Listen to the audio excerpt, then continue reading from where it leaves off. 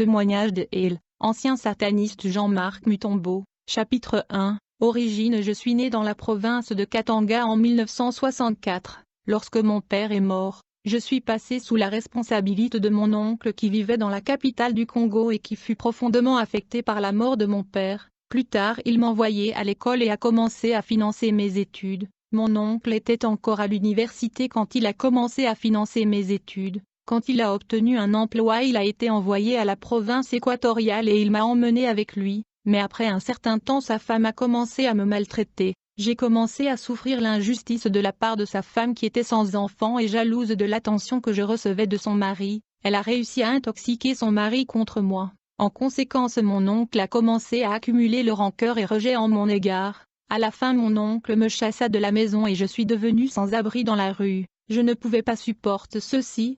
C'était trop pour moi, donc j'ai décidé de me suicider. C'était quand j'étais sur le point de le faire qu'un ami de mon oncle m'a surpris. Je lui ai expliqué que j'ai été chassé de la maison par mon oncle et sa femme. Il me dit que cela n'est pas la solution. Puis il dit qu'il y a des gens qui contrôlent et dominent ce monde. Puis il me ramena à la maison. Lorsque nous sommes arrivés à la maison, cet homme a dominé mon oncle et sa femme. Ils ont fait tout ce qu'il leur disait. En fait, cet homme était un occultiste. Il avait un pentacle de domination à travers lequel il dominait les gens et forçait sa volonté sur les autres. J'ai été tellement impressionné par la façon dont il a dominé mon oncle que je voulais être en mesure de dominer des gens comme lui. Plus tard, il m'a emmené vers son maître qui m'a dit « Le monde des esprits est une dimension ou un royaume régi par des lois et des codes, et les mauvais esprits aiment des choses comme le parfum, l'encens et les bougies. Tu dois les trouver afin qu'on puisse faire un pentacle de domination pour toi. » Plus tard, j'ai apporté des objets demandés. Ce maître mystique m'a dit de me préparer à rencontrer les grandes dames de la mer, les sirènes. C'était trop pour moi, donc je me suis plaint auprès de ce mystique. Il me dit « Vous devez comprendre que je suis un grand maître, je travaille avec des mondes mystiques et je collabore avec les êtres invisibles de la mer, les êtres du deuxième ciel et de la forêt. Bien-aimé, il y a un domaine invisible que les chrétiens ne doivent pas ignorer. Pendant les 10 ans que je passa dans l'occultisme, je combattais les pasteurs et je disloquais les églises. Les chrétiens sont systématiquement attaqués par le monde obscur du diable. J'ai dit au maître mystique que je suis trop jeune pour voir les grandes dames de la mer. Il me répond en me disant « Ils sont de belles dames, ils vous apporteront un anneau de pouvoir et de domination. Cette bague est aussi un dispositif de communication avec le royaume marin. » Mais comme j'ai insisté que je ne voulais pas voir ces sirènes, le mystique mit du poudre sur mes yeux pour m'en aveugler et m'empêcher de les voir. Quand le jour du rendez-vous avec des sirènes est arrivé, nous avons préparé pour eux de la nourriture et nous avons arrangé des chaises pour eux. Nous étions assis quand soudain j'ai entendu des femmes marchant sur les lieux où nous étions. Elles étaient des sirènes. Elles se sont assises sur les chaises réservées pour eux. Elles ont mangé la nourriture préparée pour eux. Je pouvais les entendre mais je ne pouvais pas les voir. Après avoir mangé, ils ont jeté en ordre pour déterminer qui sera ma femme. Puis après, l'un d'eux m'a rejoint dans le lit. J'ai eu peur et j'ai eu la chair de poule. Mais elle se rapprochait de moi dans ce lit. Je me suis donc levé. Quand je me suis levé du lit, la sirène s'est fâchée parce qu'elle a réalisé que je l'évitais. Elle a demandé au mystique « Pourquoi cet homme m'évite? Écoute, je suis jolie et je peux pas accepter ceci, donc je m'en vais. Car cet homme se comporte comme si nous n'étions pas assez jolis pour lui, donc nous nous en allons. Mais au lieu de le tuer, nous le laisserons vivre, mais nous ne lui donnerons pas ce que nous lui avons apporté. » Alors j'ai entendu le claquement de la porte. C'était le départ de ces sirènes de l'eau. J'étais émotionnel parce que quand vous invitez les sirènes de l'eau et vous vous comportez comme ça, vous mourrez ou vous devenez fou. Il y a des lois dures et rigides régissant le royaume des ténèbres. Le mystique qui a appelé les sirènes n'était pas content. Il a dit que ce sont des esprits supérieurs qui sont venus pour vous aider. Mais regardez comment vous les avez traités. Ils auraient pu vous tuer. Plus tard, le mystique a décrit le pentacle de la domination sur un parchemin. C'était un cercle avec une croix à l'intérieur, et 4 lettres autour de la croix. Ces 4 lettres sont les abréviations du nom de 4 démons de domination. Ces 4 démons sont de la classe de domination. Le parchemin est une feuille rare utilisée en occultisme pour écrire la prière magique et le talisman. Le mystique me dit, pour dominer les gens, vous devrez introduire votre main dans votre poche et tenir le parchemin, afin que la personne à qui vous vous adressez soit dominée. Il vous suffit de le regarder dans ses yeux. Puis le mystique m'a dit que vous pouvez commencer déjà à dominer à l'école, à la maison et dans le quartier. Vous pouvez faire ce que vous voulez parce que vous pouvez dominer tout le monde. Dès ce moment, j'ai commencé à imposer ma volonté sur les gens que j'ai dominés. Les gens qui m'ont traité injustement, j'impose aussi ma volonté à l'école. Dieu a créé Adam pour dominer la création, mais Lucifer a ordonné à ses disciples de dominer les autres humains, et la domination est le style de vie dans l'occultisme. Je fus à la maison et à l'école en raison de cette puissance de domination. J'avais la main dans ma poche en tout temps afin de dominer. Après quelque temps, ma puissance de domination m'a corrompu, parce que j'ai commencé à dormir avec les femmes, même les femmes qui étaient plus âgées que moi, et pendant 3 ans, j'ai exercé la domination sur les hommes et femmes, mais au cours de ces 3 ans, j'ai souffert de migraines, et quand j'ai rencontré le mystique pour chercher une solution, il me demanda de lui acheter un encens pour le rituel. Il y a plusieurs types d'encens, il y a encens pontifical, l'encens pour exorcisme et il y a l'encens de Jérusalem. Plus tard on a acheté de l'encens et on a fait des rituels mais ça n'a pas marché. Alors le mystique m'a donné une formule de prière magique écrite sur parchemin, je devais écrire une croix sur ce parchemin avec mon sang, mais ça ne fonctionnait toujours pas. Puis il m'a donné la prière magique de Saint Charlemagne, il m'a donné la prière de Nevana, puis la prière magique de Saint Antoine de Padua, puis la prière magique de Saint Michel et Saint Christophée, mais toutes ces prières magiques ne fonctionnaient pas. Si vous êtes un membre de l'Église catholique vous pouvez reconnaître ces prières. Mon maître a été initié dans l'occultisme par un prêtre catholique romain, dans la ville de Kisangani, il combinait la magie catholique romaine avec d'autres formes de magie. Plus tard mon maître m'a envoyé à l'église catholique pour trouver un moyen d'obtenir un encens pontifical et celui pour exorcisme et des bougies. Ceux-ci ne pouvaient être trouvés que chez les catholiques. Mais quand j'arrive à l'église catholique le prêtre me demanda de devenir un acolyte et de travailler dans la sacristie. Plus tard j'ai obtenu les bougies et l'encens et les donne au maître mystique mais le mystique n'a pas réussi à me guérir. Là à l'église catholique tout le monde m'a aimé parce que j'ai appliqué mon pouvoir de domination. Donc j'ai décidé de rester dans le catholicisme pour devenir acolyte dans cette paroisse. Chapitre 2, le royaume du cimetière et le monde des morts. Alors le prêtre catholique le père Cory Becker offrit de m'initier dans l'occultisme. Il me dit je veux vous montrer le mystère et les réalités de cet univers. Puis il me dit je sais que vous êtes un orphelin bien que je ne lui ai jamais révélé cette information. Quelques jours plus tard, c'était après une messe de soir, nous sommes allés ensemble au marché acheter des vêtements et de la nourriture avec le prêtre. Je pensais que c'était pour la charité et les pauvres, mais ce n'était pas le cas. Nous avons chargé la voiture et nous avons commencé à conduire dans la ville. J'ai remarqué que nous étions en train de quitter la ville et nous nous dirigeons vers le cimetière bien qu'il faisait déjà nuit. Et quand nous sommes arrivés au cimetière, le prêtre a dessiné un pentacle sur le sol. Je veux dire il a dessiné un cercle et une croix à l'intérieur du cercle. Alors le prêtre m'a ordonné de descendre de la voiture et de se tenir au centre du cercle. Il m'a dit de rester dans le cercle parce que c'était la seule protection contre le danger. Puis le prêtre m'a demandé de me retourner et de lui donner mon dos, ce que j'ai fait. Puis il a pénétré profondément dans le cimetière et il a prononcé des paroles d'incantation et des prières magiques. Et après avoir fait une prière en latin, il me demanda de me retourner et d'observer le cimetière. Quand je me suis retourné je n'ai plus vu le cimetière, mais j'y ai vu véritablement une ville métropolitaine et cosmopolite. J'ai vu des gens et des maisons dans cette ville urbaine. Des tombeaux et des cercueils sont devenus des maisons. Je me tenais toujours dans ce cercle qui devait me protéger et ouvrir les yeux pour voir le royaume spirituel dans le cimetière. Puis le prêtre a pris toute la nourriture et les vêtements que nous avons achetés sur le marché pour les partager avec les gens dans la rue de ce monde mystérieux. Plus tard j'ai vu le prêtre parler à un homme, il m'a dit que l'homme était le souverain de ce monde des morts. En fait le prêtre disait à cet esprit que je suis celui qui a acheté ses aliments et ses vêtements, afin que je puisse entrer dans l'alliance et la connexion avec le monde des morts, et obtenir de l'aide et assistance en temps nécessaire. Après avoir discuté avec le dirigeant du monde des morts, le prêtre est venu et a placé ses pieds sur le pentacle arrondi où j'étais debout. De ce fait l'univers mystérieux des morts a disparu et le cimetière a réapparu. Les ténèbres sont revenues de nouveau, puis le prêtre me dit, « Je sais que vous vous demandez qui sont ces gens dans le cimetière ? Et quel est ce monde-là ?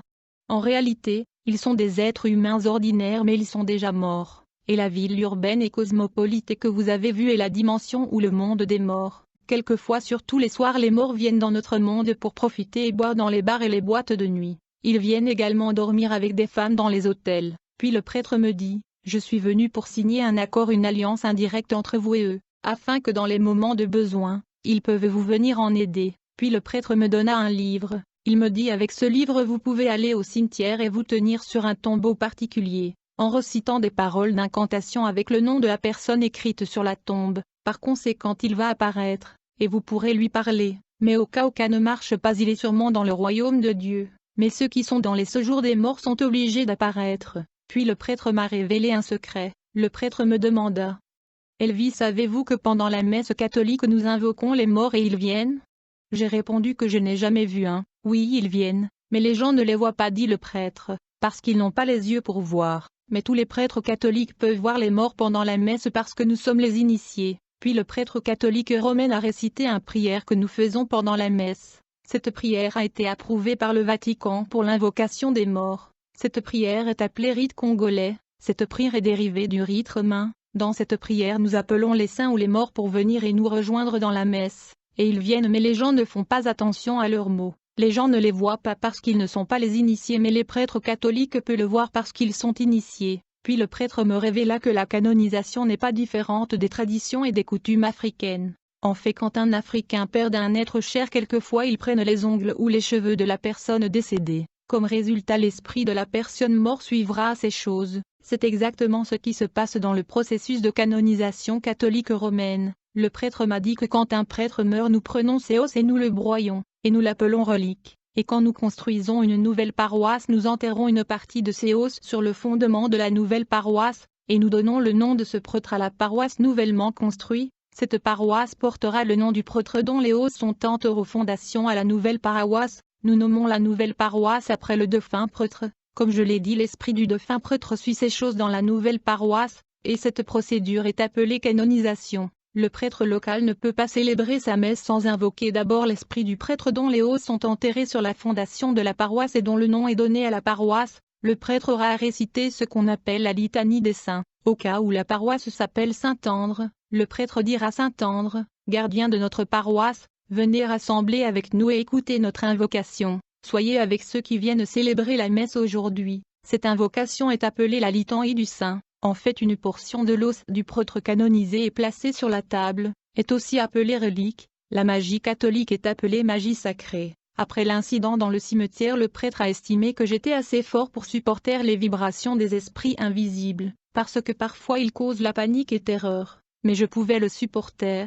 Le prêtre a clairement dit que les morts et l'esprit des ancêtres assistent à la messe catholique, mais vous devez être initiés comme des prêtres pour les voir. Pourtant beaucoup de saints catholiques étaient dans magie et le franc-maçon. Le père Becker a décidé de m'exposer au monde de la magie et de l'occultisme. Il m'a invité à sa bibliothèque secrète pleine de livres occultes. Il y avait tout genre de livres mystérieux et ésotériques. Il m'a donné accès à ces livres mystiques et magiques. Le premier livre que j'ai lu dans cette mystérieuse bibliothèque a été appelé l'art de parler. Selon ce livre, chaque être humain a la capacité de parler et de comprendre toutes les langues du monde. Et selon ce livre, chaque humain a la capacité de comprendre la langue de tous les animaux du monde, y compris la langue des oiseaux dans le ciel, le langage du poisson dans l'eau et les animaux dans la forêt. Le livre explique que cette capacité est désactivée par Dieu, mais elle peut être activée par une prière spécifique. C'est après avoir fait la prière recommandée par le livre que ma capacité à comprendre toutes les langues du monde, y compris celle des animaux, a été activée. Je suis devenu capable de comprendre les oiseaux dans le ciel, les poissons sous l'eau, et les animaux se déplaçant à la surface.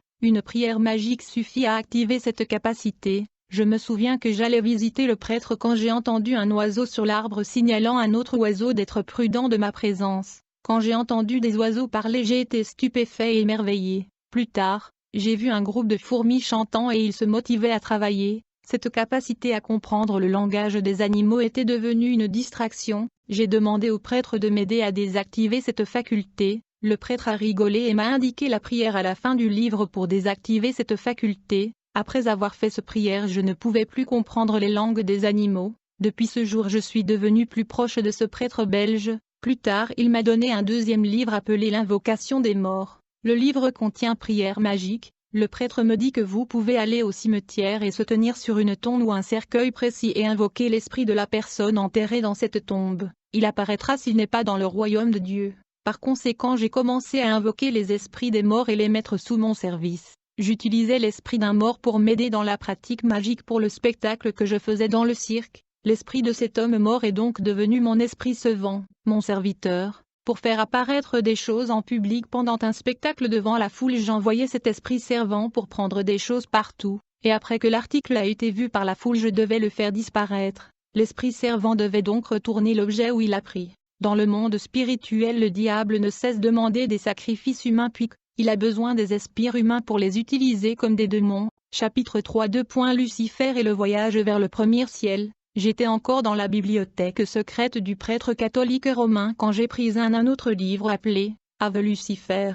Le livre était sur la biographie de Lucifer, le décrivant comme l'un des archanges puissants créés par Dieu ayant une beauté et une sagesse extraordinaires. Mais plus tard il est devenu orgueilleux à cause de sa beauté. La Bible dit que toute grâce excellente et tout don parfait descendent d'en haut, du Père des Lumières, chez lequel il n'y a ni changement ni ombre de variation. Bien-aimés, ce que vous êtes aujourd'hui, que ça soit pasteur, un ingénieur, ou élevé dans l'autorité ou la dignité, tout ceci est un don de Dieu. Ne suivez pas le chemin de Lucifer qui a été chassé à la suite de l'orgueil, alors essayez d'être humble. Dans ce livre intitulé Ave Lucifer, il est écrit que Lucifer est tombé sur terre avec toute sa sagesse, son intelligence et sa puissance. Ils ont donné l'illustration d'un élève intelligent qui est banni de l'école en raison de son attitude, mais en dépit du fait qu'il n'a plus accès à l'école, ce qu'il a appris précédemment dans cette école reste en lui. Lucifer a été chassé avec sa beauté, sa puissance et sa sagesse. Dans la Bible il est écrit qu'il proposait de donner à Jésus la gloire de tous les royaumes de la terre, comme il l'a fait avec beaucoup des humains qui sont dans la musique, le sport, la politique, le finance, et aux universitaires. Mais Jésus lui a opposé. Après avoir lu le livre, je me suis dit qu'il doit être possible de rencontrer Lucifer face à face. J'avais 16 ans à l'époque, je me souviens on nous a dit que Lucifer avait des cornes et la queue pendant la préparation catholique pour confirmation de ma première communion. Donc après avoir lu ce livre j'étais comme confus, puisque ce livre disait le contraire et faisait éloge à Lucifer. Donc je suis allé visiter le prêtre, je voulais savoir s'il était possible de rencontrer Lucifer face à face. Lorsque je rencontre le prêtre il me dit qu'il a été dans plusieurs rencontres et réunions avec Lucifer plusieurs fois dans le passé. Je lui dis que dans la formation pour ma première communion on m'a dit qu'il a des cornes et la queue. Mais dans ce livre ici c'est le contraire. Le prêtre m'a dit que nous ne pouvons pas prêcher dans la messe que Lucifer est bon. Mais ce livre est correct, Lucifer est bon. J'ai dit au prêtre je suis venu ici pour vous demander de m'aider à rencontrer Lucifer face à face parce que j'ai des questions à lui poser. Le prêtre me dit tu es encore un adolescent, et puis tu ne serais pas capable de supporter ces vibrations négatives. J'ai alors demandé au prêtre quand vous rencontrez Lucifer comment est-ce que vous supportez sa vibration? J'ai dit si vous pouvez supporter sa vibration négative, moi aussi je peux supporter ses vibrations. Mais le prêtre était réticent, je devais le presser pendant plusieurs jours, et comme j'étais déterminé le prêtre a finalement accepté de faciliter cette rencontre. Puis un jour le prêtre m'a convoqué dans sa chambre, il était habillé d'un vêtement noir, il y avait une bougie noire allumée et l'encens brûlait. Puis il a commencé à faire de la prière magique pour invoquer Lucifer. Après avoir invoqué Lucifer il a terminé sa prière et m'a dit « Vous devez être fort puisque vous avez demandé ceci ». Après un moment j'ai remarqué que la chambre du prêtre était changée, la couleur changeait sur le mur. Puis en un clin d'œil j'ai remarqué l'absence du prêtre dans la chambre. Je compris que ceci devait être une expérience personnelle entre moi et Lucifer, parce que je suis celui qui a demandé à lui voir. Le prêtre m'a averti à l'avance que je dois absolument éviter la peur sinon il y aura des conséquences. Le prêtre m'a prévenu qu'il y aura des manifestations avant l'apparition de Lucifer. Il dit ce sera juste un test pour vous intimider. Après la disparition du prêtre j'ai entendu un bruit étrange. Quand j'ai vérifié sous le lit j'ai vu un lion sous le lit du prêtre. Je me suis contrôlé comme instruit par le prêtre. Puis le lion s'est approché de moi et il a commencé à locher mes pieds comme un chien. Mais comme il a remarqué que je n'avais pas peur, il est retourné pour s'asseoir autour du lit de prêtre, puis le lion a disparu, puis après j'ai entendu un sifflement. Je me suis demandé qui sifflait, je ne savais pas qu'un serpent pouvait siffler. Quand j'ai vérifié j'ai vu un serpent qui avait 6 têtes, il avait 3 têtes à une extrémité et 3 autres têtes où il était supposé avoir la queue. Le serpent s'approcha plus près de moi, j'ai écarté mes jambes pour éviter d'être avalé par ce serpent comme l'a ordonné le prêtre. Puis 3 de sa tête se sont roulées sur ma jambe gauche et les autres 3 têtes étaient roulées sur ma jambe droite. Puis ce serpent a commencé à m'intimider pour m'effrayer, j'avais peur mais je ne voulais pas crier, j'ai gardé mon sang-froid. Et comme le serpent a remarqué que je n'avais pas peur il est retourné autour du lit de prêtre. Quand le serpent a disparu j'ai entendu un bruit comme un bouffée de gens dans le stade en train de célébrer un but. Puis j'ai vu le prêtre reparaître, j'ai demandé au prêtre où étiez-vous?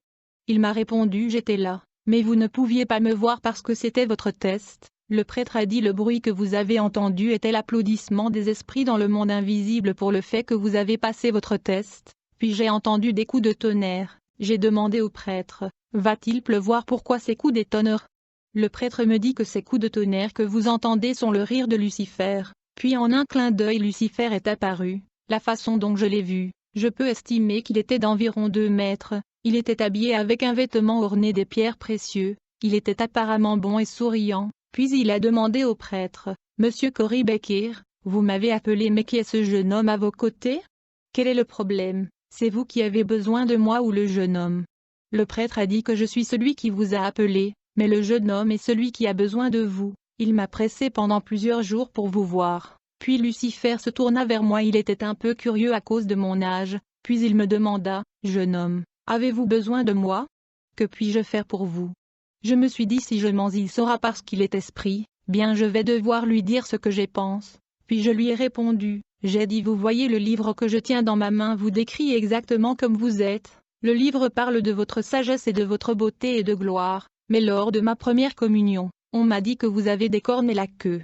Mais je me suis dit que je devrais vous voir pour clarifier cette confusion. Après avoir écouté ma préoccupation Lucifer se mit à rigoler intensément. Quand Lucifer rigolait c'était comme des battements de coups de tonnerre. Puis il me dit, comme vous pouvez le constater il y a beaucoup de fausses informations à mon sujet dans ces églises que vous les humains aimez fréquenter. Puis Lucifer a baissé la tête. J'ai vu ses cheveux briller comme de l'or. Il m'a demandé est-ce que vous voyez des cornes? J'ai dit non. Il était sur le point de se retourner pour me montrer son dos pour me prouver qu'il n'avait pas une queue. Mais je lui ai réassuré que je le croyais. J'ai remarqué que Lucifer ressemblait à un caucasien. Puis il m'a dit, laissez-moi vous informer que ce monde et cette planète m'appartiennent. Ils m'appartiennent. Et comme vous êtes intéressé à moi vous allez jouir des biens de ce monde parce que toutes les choses que vous voyez dans ce monde m'appartiennent. Alors le diable m'emmena à l'extérieur de la cour de la maison du prêtre. Il y avait un manguier mais il n'y avait pas des mangues sur l'arbre car ce n'était pas la saison. Alors Lucifer m'a dit, je pose ma main sur votre épaule droite et vous allez répéter tout ce que je vais vous dire. Puis il me dit vous voyez ce manguier là-bas? Il n'y a pas de fruits, je veux que vous commandiez à l'arbre de produire des fruits. Alors j'ai ordonné à l'arbre de produire le fruit, et instantanément des fruits ont été produits par l'arbre. Lucifer m'a dit de commander le fruit à grandir. J'ai ordonné aux fruits de grandir et c'était fait comme je le commande. En effet les fruits ont grandi en quelques secondes. Puis il m'a dit que vous ne pouvez pas monter l'arbre pour suelir des mangues donc commandez les mangues de tomber. Et j'ai ordonné les mangues de tomber de l'arbre, et il se passa comme je l'ai ordonné. Puis Lucifer m'a demandé d'obtenir la mangue et de manger, mais il a remarqué que j'avais peur de le faire. Puis il a pris la mangue et il frappa son vêtement 3 fois comme résultat un couteau est apparu dans sa main. Puis il a coupé la mangue et a commencé à le manger. Il me dit, comme vous le constatez c'est, et juste une mangue, vous voyez juste une mangue. Comme le diable était en train de manger la mangue il m'a donné l'appétit de manger la mangue. Honnêtement je ne voulais pas manger cette mangue, mais parce que je regardais Lucifer manger il m'a donné l'appétit. C'est comme la tentation d'Adam et Ève qui était à niveau 2, niveau optique et audible. La Bible dit qu'elle a vu que le fruit il était bon, là c'est la tentation optique, en plus de mensonge de Lucifer qui était la tentation audible. Comme j'avais l'appétit pour manger la mangue alors le diable me donna cette mangue, et quand je l'ai mangée il était vraiment savoureux. Mais c'était aussi le transfert du pouvoir magique et du pouvoir satanique de Lucifer. Le fait qu'il l'a mangé et m'a donné c'était déjà une alliance entre moi et lui. Alors Lucifer m'a demandé, est-ce que vous croyez maintenant que je suis Dieu? J'ai dit oui je le crois parce que ce que vous avez dit était accompli. Vous avez ordonné à la mangue d'apparaître et la mangue est apparue et nous avons tous mangé. Lucifer m'a dit maintenant que vous êtes devenu mon ami. Je dois vous transporter pour visiter mes royaumes pour vous présenter aux esprits des royaumes invisibles, et je vais vous donner une mission dans votre monde ici sur la terre, mais d'abord nous devons voyager dans les mondes invisibles et mes royaumes, il y en a beaucoup. Je dois vous présenter à mes anges et aux esprits du monde invisible afin que vous puissiez être en mesure d'accomplir la tâche que je vais vous donner. Puis le diable me dit, même la planète Terre est mon royaume, et j'ai placé mon représentant sur la planète Terre afin de superviser tous. Et personne ne peut rien faire sur Terre à moins qu'il ne reçoive la validation de mon représentant. J'ai demandé Lucifer qui est votre représentant sur la Terre? Il me dit que tout le monde le connaît et vous allez lui connaître car le monde entier lui respecte. Il est au Vatican. Lucifer se référait au pape. Puis Lucifer me dit que nous devons voyager au premier ciel de sorte que je puisse vous présenter à mon représentant. Puis après nous irons au deuxième ciel chez mon représentant la reine du ciel. Après cela nous aurons à voyager sous l'océan pour que je puisse vous présenter à la reine de côte mon représentant qui dirige le royaume sous-marin. Vous devez comprendre que même cette terre où vous vivez est influencée par la reine de côte. Alors Lucifer m'a demandé: vous savez comment utiliser l'ascenseur ou l'ascenseur droit? J'ai dit oui. Alors il a tenu ma main et il m'a demandé de fermer les yeux, puis il a posé sa main sur mon cœur et il a dit: je vous signalerai dès que nous sommes arrivés à destination et vous allez ouvrir vos yeux. Puis nous avons commencé à monter comme dans un ascenseur à grande vitesse. Après un certain temps nous sommes arrêtés, et il me signale d'ouvrir les yeux puis que nous étions arrivés à destination. Et quand j'ai ouvert les yeux je me suis vu dans un monde nouveau que je n'ai jamais vu avant. Ce royaume était le premier ciel, qui est gouverné par un représentant de Lucifer qui s'appelle la Reine du Sud. Alors Lucifer m'a dit: vous voyez le temple massif là-bas? C'est là où mon représentant qui gouverne le premier ciel a établi son trône. Elle a deux responsabilités majeures. Sa première responsabilité consiste à incarner des esprits de l'espace et des démons vivant dans ce royaume du premier ciel dans le ventre de femme sur la terre, votre monde. Cette incarnation de démons dans les corps physiques est facilitée par les femmes qui recourent à l'occultisme, aux charlatans ou féticheurs afin d'obtenir des enfants. Il y a des femmes qui donnent naissance à des bébés qui sont des démons sous forme humaine. Ces démons sous formes humains sont des esprits du premier ciel envoyés et commissionnés par la Reine du Sud avec mission et affectation spécifiques et spéciales. La deuxième responsabilité de mon représentant, la Reine du Sud, est de provoquer la maladie sur la terre. Il y a des enfants nés avec la sorcellerie. D'autres sont nés avec certains comportements diaboliques, ce sont mes missionnaires. Je suis celui qui les envoie sur la terre. Ils viennent dans votre monde avec des missions spécifiques, ils vont naître sur terre et après avoir accompli leur mission ils vont mourir et retourner au premier ciel où ils sont venus. Il est écrit Psaume 58 verset 4, les méchants sont séparés de l'utérus, ceux qui parlent s'égarent de la naissance. Ils ont le venin comme le venin d'un serpent, comme un cobra sourd qui s'arrête à l'oreille. Il y a des enfants nés sur la terre avec des missions, ils ont mauvaise attitude, mauvais comportement, ils viennent avec des malédictions. Ce que vous voyez ici est le pentacle de la Reine du Sud, la femme qui est la reine du premier ciel. La Bible dit que Paul a été ravi dans le troisième ciel qui est le paradis, mais, et ce qui est dans le premier et le deuxième ciel? Quand une femme visite un féticheur pour avoir un enfant, il y aurait rituel et cette main que vous voyez en position levée, le mystique cherchant l'aide de la Reine du Sud. Cette main qui descend vers le bas est la réponse de la Reine du Sud à un féticheur. Ce pentacle est appelé la mère de la fécondité. Ce pentacle est également utilisé par ceux qui jettent les maladies sur les gens. Et le cercle que vous voyez sont représentatifs des ovaires, et la croix à l'intérieur des ovaires sont des bébés maudits qui sont des démons. Ces croix indiquent que l'enfant qui va naître sur la terre apporte la malédiction au monde, parce qu'il est maudit, il est un démon. Il y a des gens qui ont joui de la naissance de leur enfant mais ce qui suit est la misère pour eux. Parce que cet enfant qui est un démon, il peut infliger à son propre corps une maladie chronique pour causer la souffrance au couple qui lui a donné naissance. Un autre enfant naîtra avec la délinquance et le désordre. Un autre enfant sera né belle, son but est de proliférer l'immoralité sexuelle en dormant avec des hommes. Ces femmes ont la domination sur les hommes et les os.